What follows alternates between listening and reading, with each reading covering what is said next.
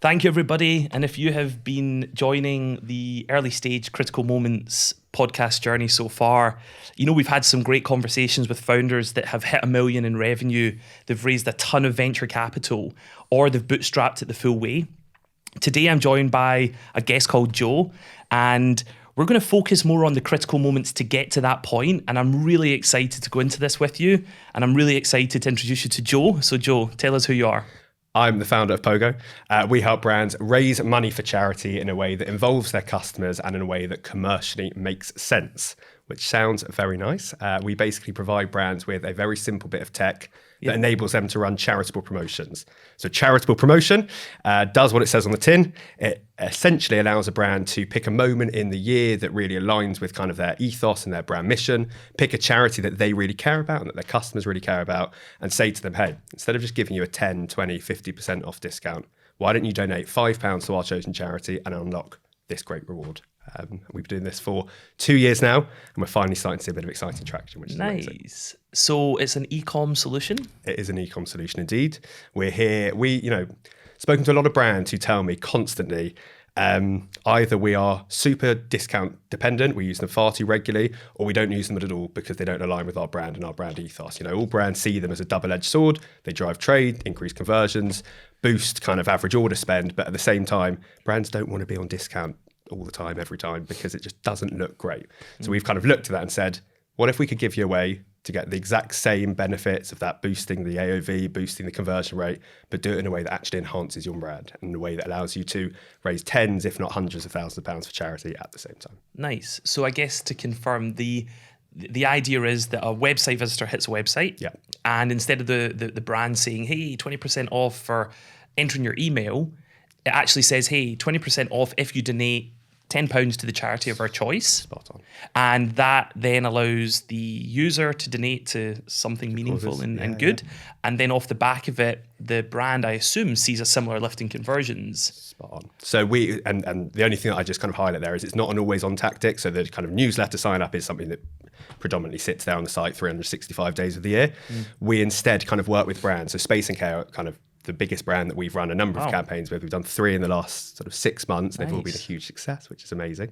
But the way it works is, it's around Pride, for example. Space and K have a brilliant charity they work with called Switchboard LGBT+. So for the weekend during Pride that normally Space and K would have been giving a 20% off discount to their customers anyway, they're basically changing the narrative. And they're saying, hey, this weekend, donate £5 to Switchboard. You guys get a great discount. They'll save way more. I think customers spend more than doubled. Conversion rate went up by 10%. They raised £18,000 for charity in the space of 72 hours. So wow. Win all round.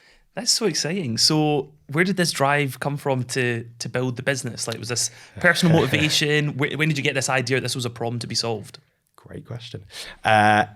Oh God, I'm going to take you back 8 years, but briefly. Okay, then we're going to fast forward through a bunch of years. But I remember sitting at university in second year, right? And that day the student loan comes in, and suddenly everyone goes from being absolutely skint to having 1,300 quid in their pocket. So what do? It was on Deliveroo, ASOS, Airbnb, booking things that, like, quite frankly, we can't afford and shouldn't be affording anyway. But I remember leaving that room with one of my friends, best friend, and we basically were having a conversation saying, a little bit sad that none of us had the thought about donating to charity, right? And I hadn't done for 2 years at university, hadn't crossed my mind. I think the only time I'd ever really engaged with charitable giving during those 2-3 years were, occasionally someone was doing a sponsored run. And we thought, is it the fact that we're all awful people? Or is it the fact that there's not a kind of giving platform that's really speaking to our generation that feels relevant? Coincidentally, I remember we literally had that conversation. The next month we saw the ALS Ice Bucket Challenge, the no makeup selfie, which suddenly on social media and people raising hundreds of millions of pounds for charity. We thought, okay, fundamentally, we will donate to charity. There just needs to be something that properly speaks to kind of our lives and what we're doing. Didn't really do anything about it for a couple of years. I went off, finished university, went off to some teaching, was kind of coming back to London where I was doing a law conversion course and wasn't loving it, was plodding away through and just had this idea in my head constantly of, isn't there something we can do, right? We're seeing more and more B Corps, we're seeing more and more kind of cause marketing initiatives, slogans, purpose-driven brand, all of these brands purporting to be sustainable, socially conscious, you name it. Thought, why can't we tap into that in some way and actually find a way to incentivize and leverage charity for good, right? It doesn't make the charitable donation any less meaningful just because someone's got a little kickback. And over the process of kind of the last 2 years, we've been slowly working our way through that problem, talking to brands, talking to charities, and last year kind of built and launched a thing that we now know does really work for everyone. Nice. And give some context on the total amount that you've helped charities raise, and then equally for your clients, like how much have you been able to do? So since launching this kind of POGO 2.0, which is the real deal, we've raised about £85,000 for charity in the last 8 months, which is a lovely start. You know, we want to be raising millions and millions of pounds, but it's a really, really good start. I said to my mum and dad, the day that we've raised more money for charity than I could have done on a marathon, I'll be happy. And when the Space and Cake campaign hit, I thought, fantastic, don't need to train for 26 miles anymore. We're good to go.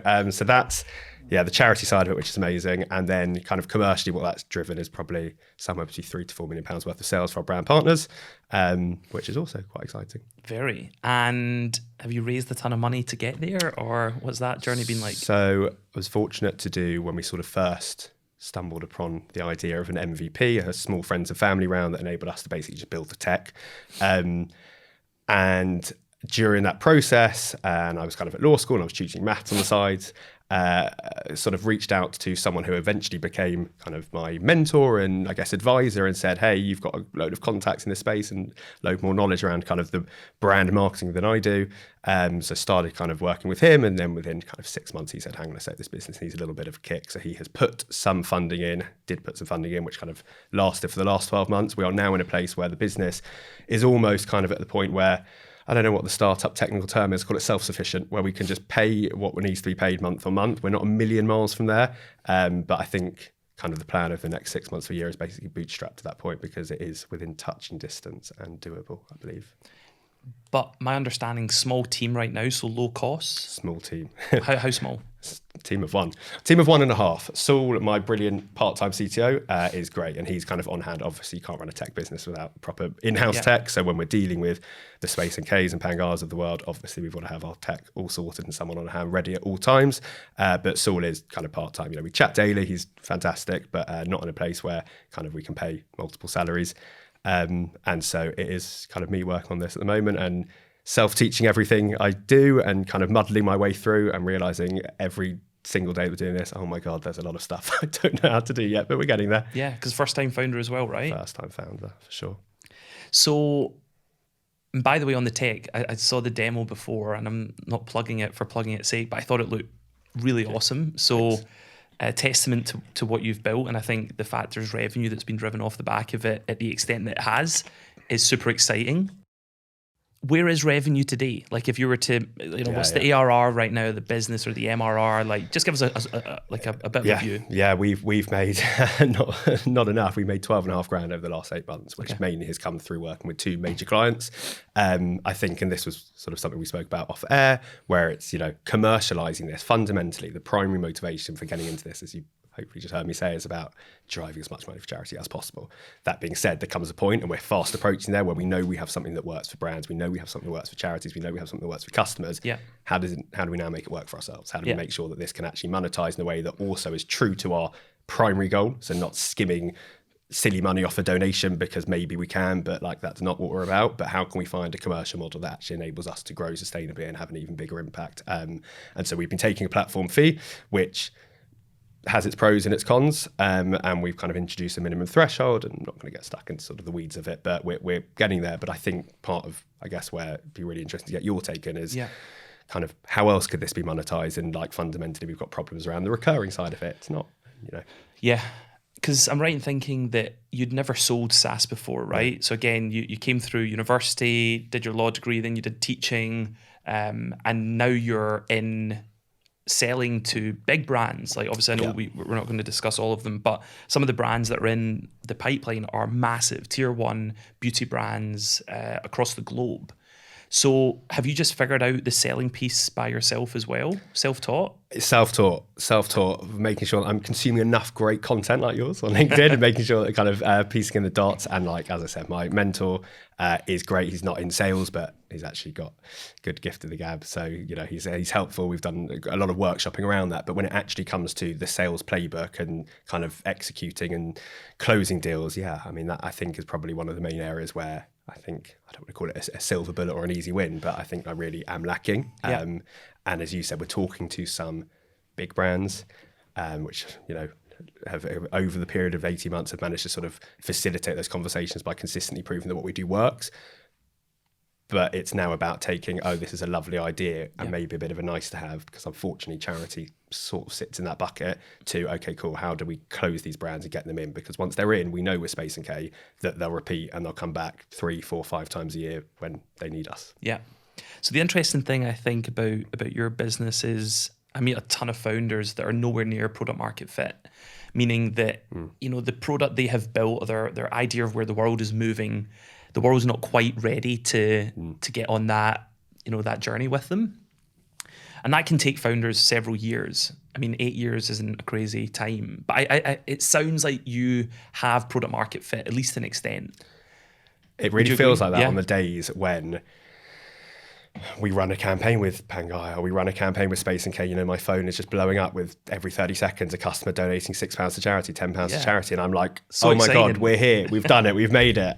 IPO, what happens next? And then suddenly, you know, that campaign ends and you think, oh my God, how do we get the next one through the door? So I have never kind of gone around and said we're at product market fit, but I know we have something that actually does fit the market. And I know we have something that fundamentally works for, as I said, the brands and the customers and the charities. So it's just about, one of the main things is people don't know who we are. So even, you know, whether it's when I'm reaching out to these brands and I think I've never heard of you, I've never heard of this, that's a challenge.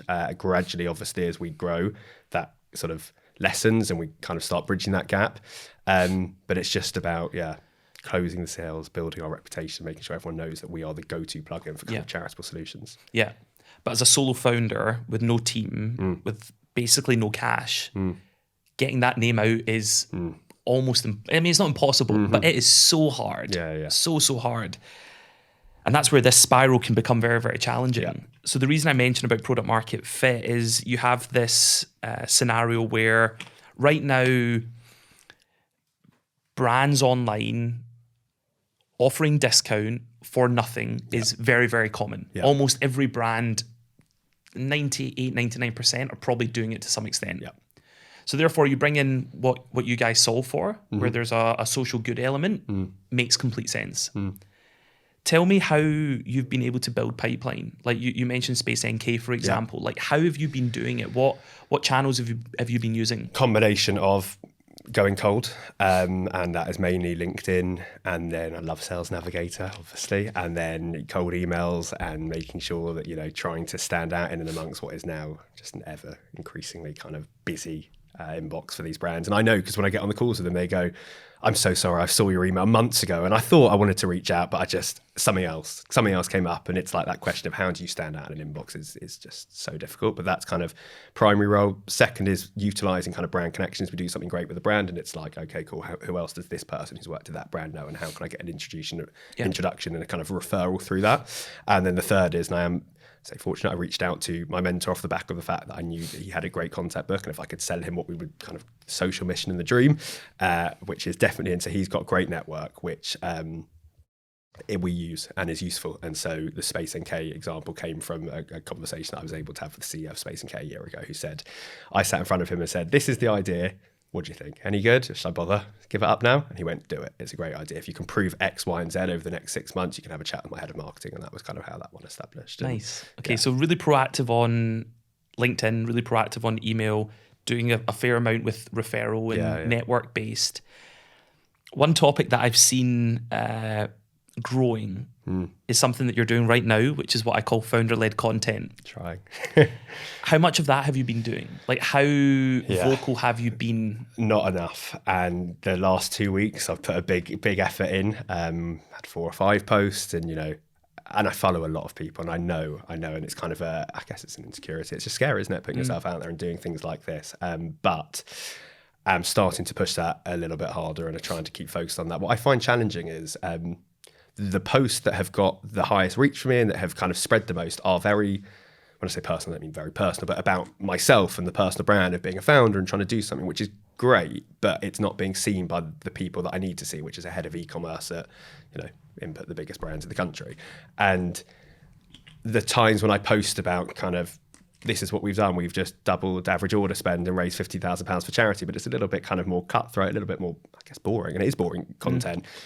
The reach is, you know, 10 times smaller than that. So it's about trying to find, I'm not really sure what my content hooks are that are going to get me in front of the right people, because, you know, it's all well and good getting, which I'm not, 1 million views, but if they're all from, you know, my friends and friends of friends and friends of friends and people in all these different industries that aren't e-commerce brands, it's not really that helpful, is it? Yeah. So the first thing I would recommend is when you're connecting through Sales Navigator, make sure you are actually requesting a connection as well. Yeah. And what I see a lot of founders do is they don't proactively build their network through their ICP1, the ideal person they want to sell to top up that top of funnel connection on LinkedIn. Yeah. The algorithm does reward you that if you connect with somebody, they have a higher propensity to see your next post. Irrespective of what that post may be, there is that within the algorithm. So that's one thing, is make sure you are actually connecting with the people that you want, not just emailing and not just defaulting to the email address. The second thing is, don't get too caught up on impressions, because all it takes is one impression from the right person to possibly get you a demo or to possibly get you a close one deal. And I think like there's this challenge where we see likes as gratification for what we're doing. Completely. And what's been so funny about, you know, doing the video series and the podcast is actually my posts have got the least amount of engagements over the last year since doing video content on the likes and the comments. But what I can see happening is the impressions and the percentage of my ideal customer profile, which is co-founders, CEOs, is going up. But that's taken, you know, a year, maybe 18 months of hitting that and being relatively consistent. I'm not completely consistent, but keeping that machine going to give you a chance. And I think like, main takeaway from that is like, make sure you build that top of funnel with your connections.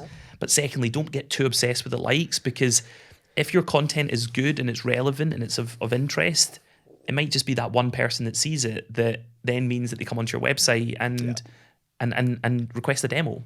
Spot on. Which is, and it's awful, because I kind of know that, and yet I don't action it, and I haven't actioned it because I guess at the end of the day you're still, I don't know, overly concerned with that, the likes and the kind of surface metrics that actually don't fundamentally matter. You're spot on. We've had, it's definitely that brands that have come from a very, very, very lower reach, and actually we run a campaign with, and it's fantastic. We raised, you know, it might have been a smaller brand, but $2,000 for charity off the back of that, and actually got a post with, I don't know, still not exactly a big brag, but hundreds of likes, and nothing's come from that. So it's about kind of accepting that, I think, and pulling back and just keeping consistent, for sure. The idea behind founder-led content, from my perspective, is that the story and the big idea behind why you wanted to do this. That story you said at the start about 8 years ago, being at university, getting your student loan and being like, why haven't we put anything toward it? Like, that is so powerful. And I think like those types of messages, those types of like perspectives from the founder as to why they decided to go on this crazy journey where you pay yourself literally no money. You've got like, you're like, where do I find my next client, is like what people will lean in on. But also, as you said, it's just consistency and probably a bit of testing with the formats to keep that up. Yeah, I can't believe I've never even told that story now I think about it. I'm like, you're you know, spot on. these little things. And look, I think there's some really good stuff there, and this video content should hopefully help as well. So diversify it out. Yeah. When you think about your customers, how proactive have you been to seek referrals from them to their agencies that they work with, or to their sister brands? That's a great point. Agencies one haven't. Yeah. But as I mean, referrals is becoming more and more a part of what I'm trying to push. And obviously, the more successful a campaign is, the more kind of leverage you have. Not leverage, but, you know, it's easier to do that kind of thing. I think as we're working with the bigger brands who have probably bigger connections and bigger teams and more to refer, I think that is becoming hopefully quite lucrative kind of avenue. But I hadn't even thought about kind of agency side. I've gone direct to agencies, and there's another kind of I guess tool in our arsenal, which is like the charity side of it, which is a really interesting piece for us, because essentially the charities I envisage and are slowly starting to become like an extension of my sales team, because for us, you know, charities have corporate partners. Unfortunately, most don't have that many e-com consumer partners, but actually some of them really do, and some will have a whole bunch. And in the past, I'd obviously been reaching out to charities saying, hey, this is what we do. But they feel the same pain that I do, whereas they're working their brand partners all the time. Yeah. Can you do X? Can you do Y? Can you Z? And until we could prove to them conclusively that this is going to be the most beneficial way for you guys to raise funds from these brands, it was a bit, okay, that's a really nice idea, but I can't really take that to them until I know.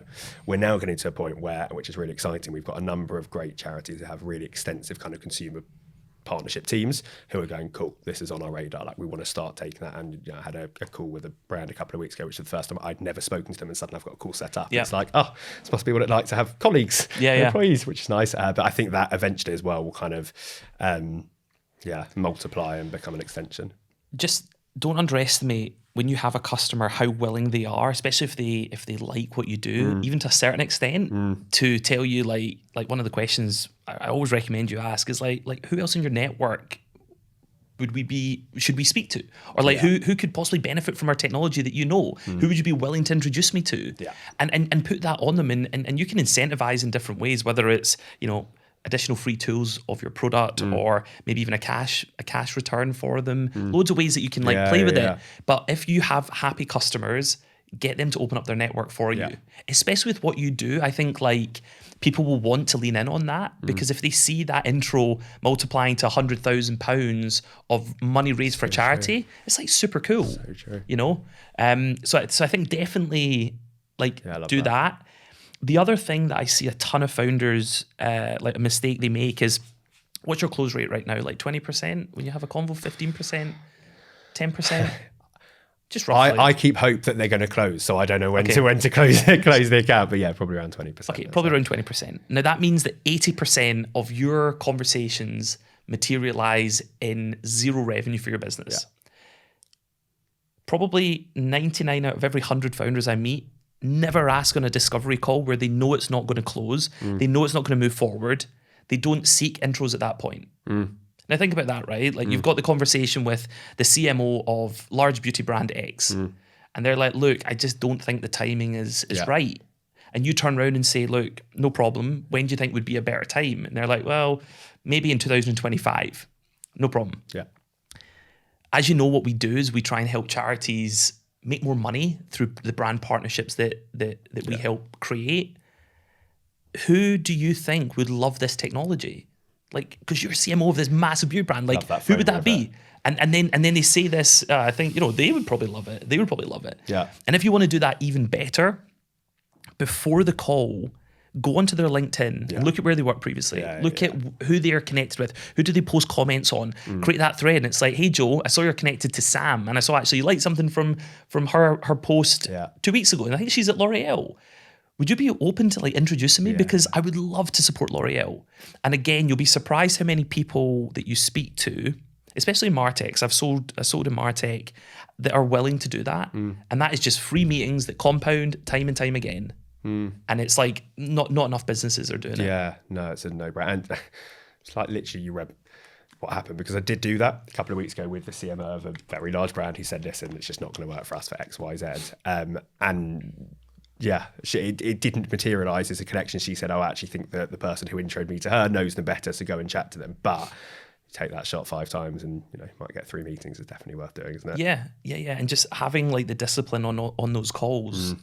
If the call goes this way, this is what I do next. And if the call goes that way, meaning negative versus positive, then I take the route this way.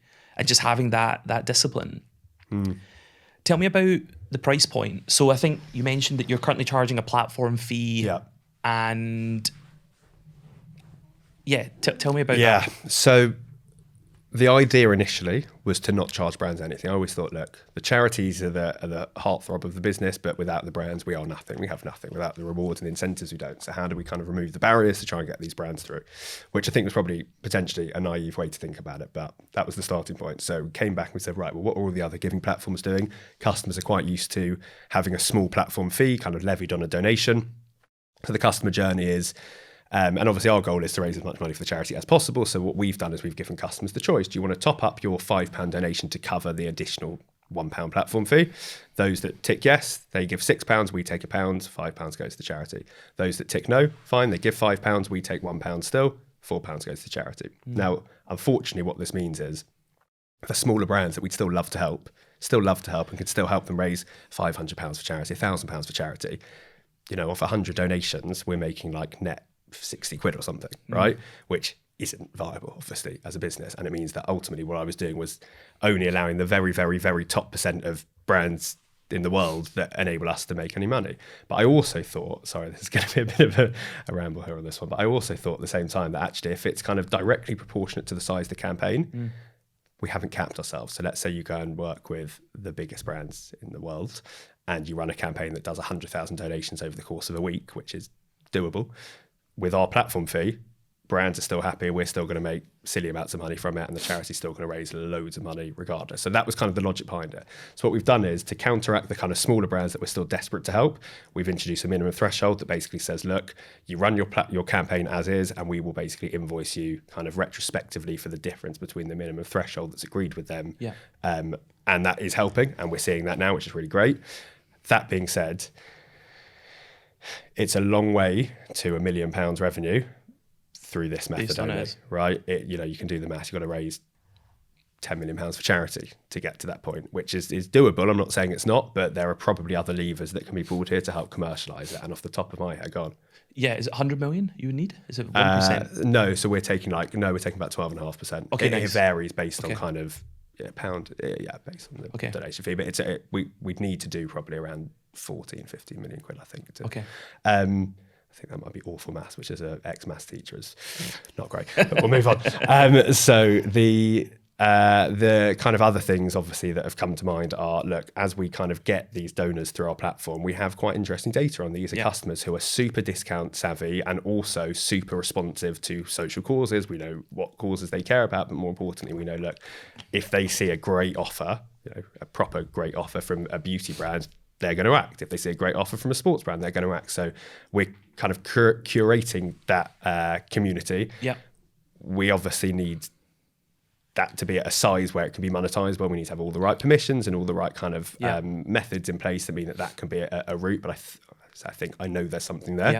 Yeah. And then I think there might be someone listening scream at me going, just set it up as a sort of affiliate-based thing and just take a percentage. I said at the beginning that we probably help these brands generate over £3 million worth of sales, and actually if we'd have taken, I guess, 1% or 2% of that, we'd be in a healthier position than we are now. But again, it's just trying to find, and maybe I've come at it from as I said, a naive place, but something that works for everyone, and probably the only one that doesn't work for right now is us. So I need to kind of start assessing those decisions. So if you look back on 2 years, how many times have you changed that pricing approach? Twice?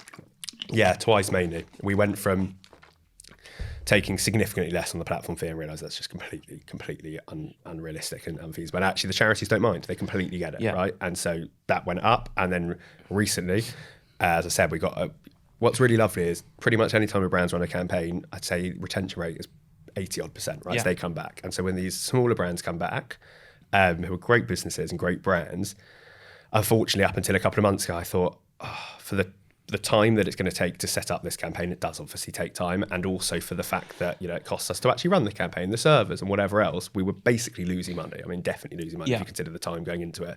And I thought, okay, we're going to have to introduce this minimum threshold, so that was changed too. And I thought, who knows, where I pitch it, is that right? But I wanted to make it fair, obviously, and second of all, will they go with it? And 90% of brands have said, oh yeah, that's cool, we'll do that. Yeah. So again, what you're talking about is so common with founders. When I spent a few years in New York, and when we were building our go-to-market, we were almost changing every price on every pitch.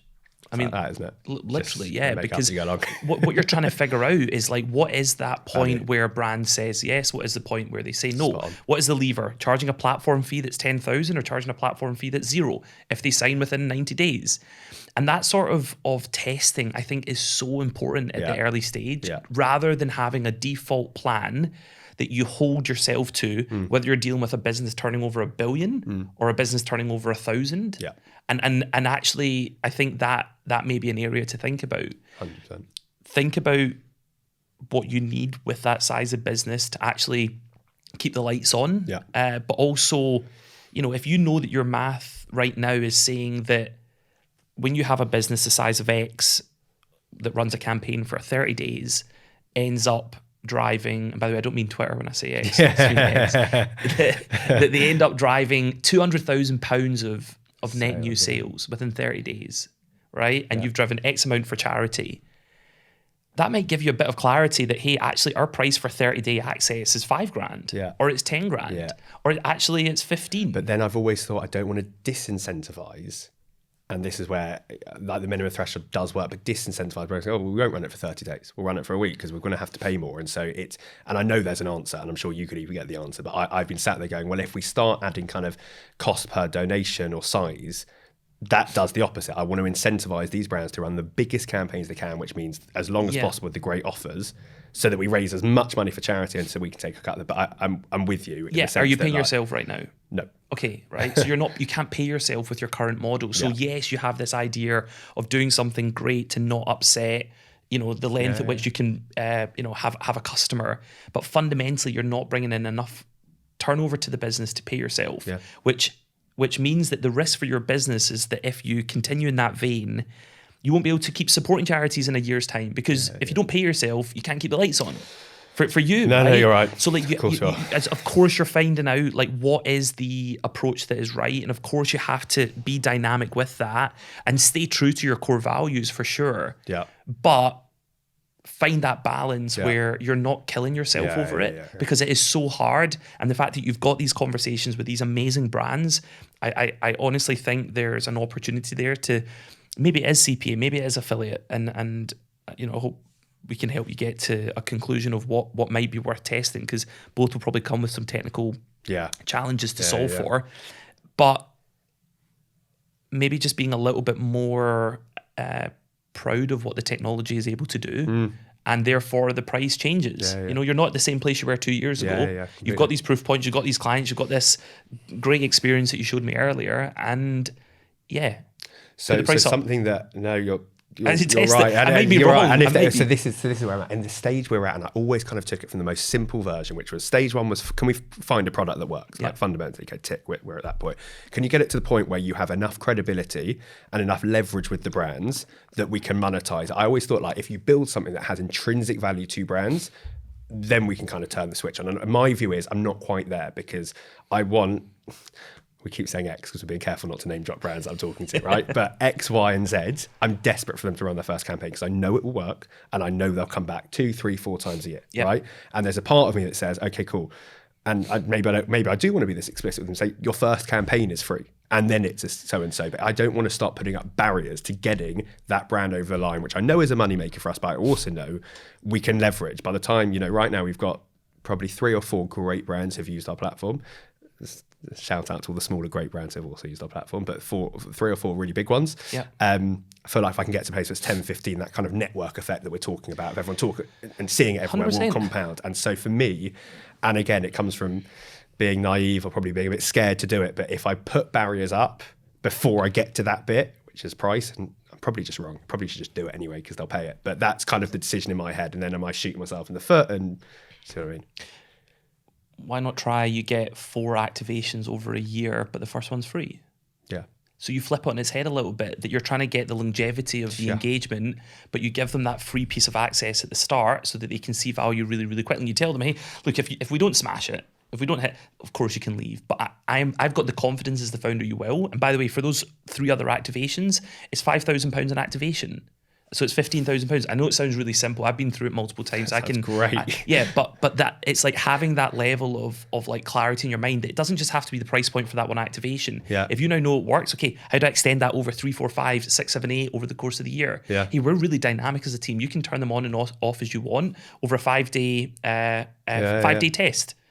However many times you want in the year. I'll give you 10 and it costs whatever. Again, I know it's simplifying it down. But the thing I would say, and again, when I look at when we've been through the journey of building 0 to 1 million, 1 million to 5 million, 5 to 10, 10 to 15.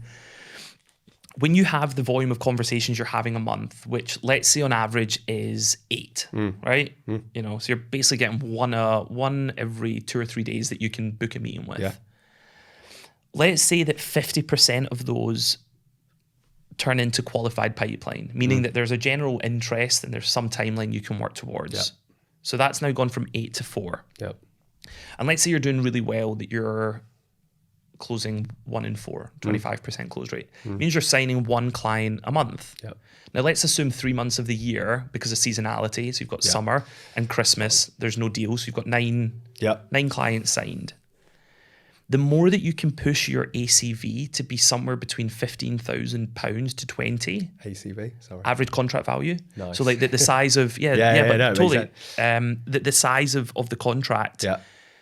That is when you have unit economics that start to make sense. Meaning that, hey, if I'm closing at 20,000 and I'm signing 9 clients a year as a solo founder, it's £180,000. Okay. Nice. Now I can hire an engineer full time, right? And it costs me 60,000. Okay, 120. Then I can pay myself X as a nominal amount. Yeah. Then I've got these other costs for marketing or for whatever it is that you do. But those sorts of unit economics, if you are only able to bring in 1 client a month, kind of work. Yeah. If your ACV at 1 client a month is £2,000 or £3,000, you can already see the math. You're at 20 grand in a year if you do really well, which is booking 8 meetings every month, flipping 50% of them into qualified pipeline, and then closing 1 in 4. The only thing I'd say, but you're right, and this is exactly the maths that the problem is that once a brand's in, I don't think it's the 2 or 3 grand, because hopefully if they come back on Pride and International Women's Day and it's repeat to a point. I mean, it's not repeat, it's not tied down on a contract anywhere, it's not actually recurring, but a good client should hopefully bring us in more than 2 or 3 over the course of a year. But you're right, the math is still shoddy, right? No. Look, I was not even your 2 or 3. It's more just generally like when businesses are trying to find a price point that works. They've got £200 a month on the website as the advertised price. Just even when you were speaking there, like probably you would be able to find 5 or 6 dates in the calendar that those activations make complete sense for 90% of brands online. And then you just package that up as that, like, hey, like this is how it works. And by the way, I'm willing to give you one for free to show you that you can trust our technology and our service. But I know you will. But then you automatically go into an extended 12-month term. So I think like that seems to be a pretty exciting opportunity for you, that if you can guide them on what activations probably make sense, I honestly think they would love it. We did that. So when I worked at Yieldify, we created a calendar, and we just told them that, hey, this is the activation you should do here. This is the activation you should do here. And I just think they loved it, because we're like, okay, these guys are ahead of us. You've already thought it through. Literally. And you can probably build up visuals for each of those different activations for the brand. And it's like super exciting. Then you project out the amount they can raise for charity, the amount of turnover they can make. And all of a sudden the business case is so robust. Because I think like one of the challenges is that when you're selling on a basis of like one-off, I think sometimes if you think about like for a tier 1 beauty brand, I've got the CMO, CFO, maybe even the CEO has to be involved in certain decisions when it comes to digital. The idea of these shorter term engagements make a lot of sense for us to be able to sign a client as a founder. But actually for them, they're like, I've got like probably 7 or 8 meetings that I need to go through. That is it, right? And that's then the barrier that I'm coming into, where I can talk to a head of trade or director of e-com or head of marketing, and unless I'm awful at reading people, but I'm pretty sure they're in, right? And then it's like, okay, cool, let me go off and have these conversations. Then you know what it's like, right? By the time they've got a CEO sign off and CEO, whatever, all the different departments, and I'm chasing, and then I'm a pain, and then it's like, oh, we're in this awkward position where I can't even get a face to face, and suddenly it's gone from a really exciting opportunity to, and so it is that case of, you've seen the operation. So when we do something with the brand, it really is a site takeover, right? They're fully bought in for 3 days. That is everything from their socials. We talk about that email marketing, their, the whole. So it's not the case of I'm just selling them something that can sit in their footers, and actually the head of marketing can sign it off, and it's all good to go. Totally. It needs to sign off, and that is a challenge. But I think packaging it and think about it in that framework is super useful. Something we did, again, it's just fortunate that it was in Martech, is we would have a date in mind, right? So we would say, right, we're speaking to them in January. We know the next big activation for them is, let's just say, March 15th. Yep. So we would, on the pitch, put in, look, based on your brand and what we see in the market, your big opportunity coming up is, in 10 weeks. Yep. Which is March 15th. Now, in order for us to be live by March 15th, these are the 10 things that have to happen. And it's a launch plan, right? Yeah. And it's like, we have to get this done, then we have to get this done, then we have to get this done. Right the way back to this is the day you have to sign the contract, which, by the way, is next Thursday. Yeah. I mean, you wouldn't do it. I mean, that's No, quite no, aggressive. no, But you literally create that plan, and then you turn around to them and you say, look, can we work towards these dates? And then what typically happens is they'll turn around and say something like, oh, no. Okay, why? Well, because I still need to speak to the VP of digital and the head of e-com and the head of marketing. Okay, cool. So when will you be able to do that? I'll be able to do that on Monday. Cool. So should we push this date out by a week so that you and I can speak next week to then get feedback from them? Cool. Okay, and if that goes well, do all of these other timelines make sense? And the minute they say yes, we then have those dates to work to. And that's how you avoid becoming the annoying like salesperson. Like, hey, do you want to sign? Do you want to sign? It's the end of the month. I'll give you a discount. Long time no speak. Yeah. LinkedIn, hey. Which, by the way, I've done a ton of as well. Yeah. But it's like bringing in something which is very logical for them to then have a date to work towards, and then you can just work back really systematically. No, I love it. I guess I don't even know why I haven't done that. I get the relaxing. Okay, so first of all, something we spoke about at the beginning is like not knowing the sales playbook, Totally. and that's starting to feel like the basis of a sales playbook. But then the other thing as well has just been, as I said, I think from my side, and again, might be thinking about it incorrectly, but when it comes to laying out this is what needs doing, X, Y, Z contracts, and it's a full package plan, and it's, which is so much more professionalized and is probably the way to go because it's obviously what successful businesses, tech businesses do.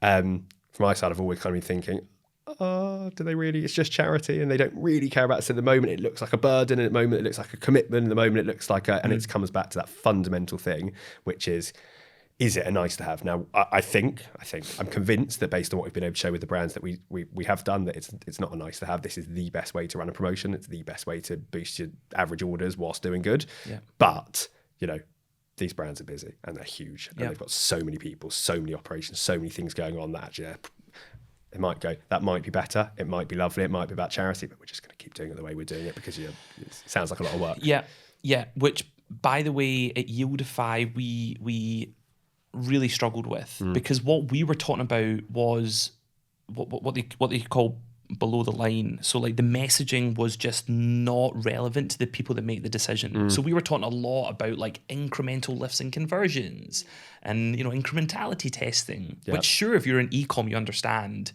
but the CEO is not waking up in the middle of the night thinking, how do I sort my incrementality testing? I mean, maybe some do, but generally that's not top concern. And I got this bit of advice, which was, if you can speak in the language of the boardroom with your pitch, with your pricing, with your contract, you will get ears listening. So for you, it's probably more around the impact it has on revenue, probably something to do with like social. Imagine a lot of businesses have their own. It's annoying. They don't have, like, when it comes to the kind of sustainability part of the CSR, everyone's got their plans and most of them are probably struggling with it, but there are goals and there are targets. And if we were an eco-related startup, I think there's a lot of time and space for just kind of maybe ticking a box or funneling through that way. When it comes to charity, I'm yet to find many/any who are like, cool, at the beginning of the year, the company decided we are going to raise or we're going to set out X, Y, or Z for good causes. Not to say they don't do a bunch of stuff, but it as I said, potentially slips into this nice to have as opposed to. But I mean, if I was a CEO of a brand turning over hundreds of millions of pounds worth of sales, the thought of raising £1 million for charity alongside that whilst boosting sales should also feel like a nice thing. But it's kind of playing on that human element more, I guess. The number of brands, though, that have some affiliation to a charity is humongous. Right? Like, if they don't, they're probably in the single percentage. They might not have made the connection yet that means that they can support beyond just posting on social, that, hey, we believe in this charity. That actually the connection that you could make is that, hey, we see you're affiliated with this. What about actually moving the needle for how you can contribute to that charity? Do more than just post. Actually drive revenue. And sometimes what I see a lot with founders is that actually what the problem is not your product. It's not your stickiness. It's not your ability to dictate revenue from a call. So if you go all the way back to the start, you're actually targeting the wrong account. And we talk internally about being kind of awkwardly targeted, like so targeted it feels a little bit uneasy. And that might mean that there's only 100 companies in the whole of the UK that you truly think need and have a true purpose for your tech. I would honestly recommend focus on those 100, Yeah. 90% of the time, than trying to worry about the rest of the 3,000 or 4,000. I think, and I've seen that to be true, 100%. And within that, it was the advice of my mentor who said, why don't you send the CEO an email, right? Stop sending everyone else in the company. And it was amazing. And doing emails that feel awkward, where I would sit for 3 hours in the morning and listen to every podcast episode I can find where the CEO's been on, and find that little nugget that I could use, put it in the subject line. And we have had great opportunities come from things like that. And it actually is going, okay, instead of kind of spraying 1,000 emails today, might only send 5 emails today, but the yield on that is significantly higher. And I have seen that to be the case. And actually, it's a good reminder, because it's probably something I'm slipping on. And so this Pangaea deal, which I can talk about because we've done it now and it's been amazing, is something that I've got, and it's on my LinkedIn, it's part of my personal brand. But I found an email that Olivia and I had written, who was kind of the best friend who's involved in this, from 3 years ago, where we had a dream list of brands and Pangaea were number one, because they always were. And I searched through every email that I could find with Pangaea, where I was pitching them what they've just done, which is their entire Black Friday raising for environmental charities and whatever else. I've got emails going back to 2019 and 2020 saying, hey guys, wouldn't it be great if you engaged in Black Friday this year, but did something different, whatever else. And like, it's about kind of knowing, I guess, who our target brands are, who the right people are within those organizations, and then being bloody patient, because it takes ages. Did they respond to that? Do you know something? They're great. They did. In 2021, I got a reply saying, oh, thank you so much. It's not quite for us, but whatever. And then 2 years later. That's awesome. I love that creativity. Yeah. See, that is so good. Like, so good. Yeah. And that's the stuff that's needed now to cut through the noise. Yeah. 100%. Yeah. The point you made there about playbooks, I think one of the realities that a lot of founders underestimate is that when you're out selling your solution in the competitive world of marketing technology, and you're trying to get time with the CMO of company X, so are probably, I don't know, at any one time 300, 400, 500 other companies. Yeah. Then add into the fact that most of those other companies are not solo founder and founder-led sales. Most of them have got AEs, kind of execs that maybe been selling for 10 years, maybe 20 years. They might be trained in the best playbooks available with the best mentor. Like, you're up against that really, really challenging sales environment. Going back to that piece on founder-led content, I think there is an argument as to why that is so powerful, because when you have that founder-led position and idea and why you build the business, brands love that. Yeah. But also being aware that when you don't have that training, that seeking mentorship, and there's loads of great platforms right now for fractional leadership, but also to try and find that expertise that maybe you don't have is a really great move. Yeah. We spoke about this when we very first met a couple of weeks ago. Just how many people would do it for free. Like, and not free because their time's free, but because they might have another job and they want to actually support a business like yours that's got an amazing mission and that want to bring, be part of that journey. And then maybe they look for a little bit of commission off a deal, right? Yep. So if I help you close a deal, do I get 10%, or do I, whatever that is? I think there's such a big opportunity, because sales really is such a skill. And I think it's underestimated just how hard it is to do it well, and even to do it like average to well. That I think there's a big opportunity there for you. I think you're spot on, and I think that coming at it from a position of, look, I think I can be personable, and I think that I can keep up with the conversation and whatever. Like, at the end of the day, as you said, it's a skill. It takes years and years to master, and I definitely have not ever learned it. So I think finding the right person or people who can either come in and do it with us, for us, or actually just help guide me along that journey so that I can end up. Part of what I've been trying to do is obviously following all the right kind of people on LinkedIn, reading the right content. I've bought guides that maybe I shouldn't have, and whatever else. So much, It's the whole LinkedIn thing, and I know I'm contributing with this, but there's so much that it's difficult to really know what it is. So if we go back to the human connection, what would be the 3 characteristics you would look for in that person to help? Like, what would be the ideal 3 for you? It's just experience, isn't it? Experience in tech, experience in sales. E-com? Yeah, I really want to know what's going on the other side of the conversation that I'm not privy to when I sit and talk to the director of e-commerce at whatever brand, and I want to know what it is, and I've tried, and I've got a few people in the CEO of Space K was a fantastic one for being able to say, look, this is what we'd be thinking about from that side, but it just fascinates me, and for me that's like the heart of the issue, what's going on when they go and have that conversation, because I've got ideas of what it is.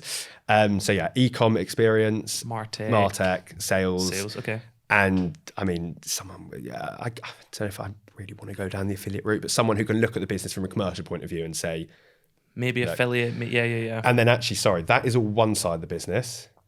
I also think there's a really important thing here about like the marketing side, and I don't mean like acquiring customers. We pivoted to this version, so we don't have to worry about that. But in terms of like building, I've got visions where someone who's much more creative than me can go and create a brilliant bit of content that can be seen all over social media about like what Space NK's 20% discount really achieved, right? So getting to the heart of the charities, going and creating this content. As I said, my uncreative brain can't even imagine what it would look like. But I think there's, look, from 1,000 customers who went and bought their new lipsticks this week, you guys have helped X, and like there's stuff there, and creating that kind of story that brands and, fundamentally people who work in brands are real people. So if they're looking at these things and going, that's a really cool thing, which is kind of how we get inbound leads anyway, but off the back of marketing, I think would be useful. And I think that person would also have an idea around, as I said, how we could eventually end up commercializing what is essentially going to be, I guess, a newsletter slash database of kind of discount savvy customers. There must be a way to that care about social good. Completely. And creating, that we could have a newsletter one day, 1 million people in, where it says, look, these are all the amazing things that you guys have helped donate to and cause, and also, by the way, check out these incredible deals going on this week. And like that could be both brilliant for the world, but also brilliant for POGO as a business. Nice. I think. Okay. So if anybody is listening does any of that has any of that, get in touch, because I think there's so much opportunity here. And I think like I was really glad that one, we connected, and two, you wanted to come on and have this chat, because being a founder is so hard, that the odds of you succeeding are so low. And it's such a lonely journey, especially as a solo founder that's raised a little bit of money from friends and family, where you've got that pressure. And I think it's just about knowing that where you are is really normal. Yeah. And that the opportunity is massive in front of you. You're working with some phenomenal brands. The product looked excellent. And now it's probably just about getting the right support around you, giving you that confidence on the pitches, allowing you to get that ACV of 50,000, not even 15,000, whatever it may be. Yes, please. But giving you that confidence and maybe that structure. And I honestly think there is a really big opportunity here. And yeah, I think it's a really exciting space that you're in, and great problem that you're solving, and one that I think brands can totally understand. Thank you very much. So where can people find you? You can find me. Oh my God, great. Yeah, where can they find me? POGOdonate.com. Joe Perl, Perl, the most monosyllabic name in the world. You can find me on LinkedIn. That's probably about it for now. And any brands, like any type of brand that you would love to speak to that may be listening or that's watching? a great question. So for us, our ideal brands are high average orders, high volume. High order value being what? Anything above like £70-80 actually Okay. is good for us. Basically something where the discount has enough value that we can leverage a £4 donation, £3 donation, so on. And then obviously our sweet spot are the socially conscious brands who actually don't use discounts that much, but are up for giving them a go with the right story, and whose customer base are going to be in that kind of, probably not fast fashion, quick, how much, how cheap can I get a product, but a bit more about like the substance behind the brands they're buying from, and those kind of higher value brands are probably our sweet spot. But to be honest, we'll do everything if it means raising money for charity. Nice. Well, look, £85,000 raised for charity is amazing. It's more than I've ever been able to get anywhere near trying to do a load of Tough Mudder and stuff like that. Nice. So like, again, remember that, right? Like that's unbelievable. 3 million raised for businesses. That's a lot of money for the economy. So yeah, sometimes as founders, I think it's easy that we forget some of these big milestones that are really powerful. And yeah, good luck going into the new year. Thanks, Stuart.